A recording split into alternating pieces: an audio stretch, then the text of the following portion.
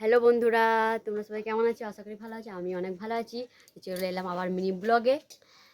তো আজকের ব্লগটা দেখতে থাকো যে কিস নিয়ে হচ্ছে।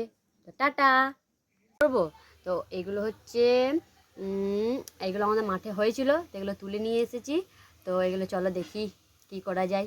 চলো দেখো তুমি কি করে তোমাকে এগুলো খাওয়াই। এটা হবে ধনিয়া পাতা চাটনি।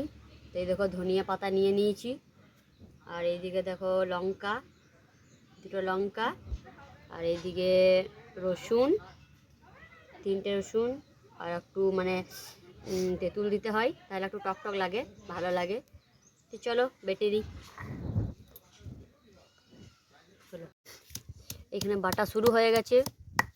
বাটা হয়ে গেলে তারপর পুরোটা দেখাচ্ছি। তো এখানে দেখো ধনে পাতা বাটা হয়ে গেছে। তো এটার মধ্যে দিয়েছি একটু তেল, নুন, আর অল্প চিনিও দিতে পারো মিষ্টির জন্যে, কেন এটাতে তেঁতুল দেওয়া থাকে, তার জন্য একটু টক লাগে। তো একটু চিনিও দিতে পারো। এবার এটা একটু উনুনে গরম গরম করতে হবে, তারপর দেখবে খেতে কেমন লাগে। তো আজকের মতন টাটা, বাই বাই। আমার ব্লগ দেখার জন্য থ্যাংক ইউ।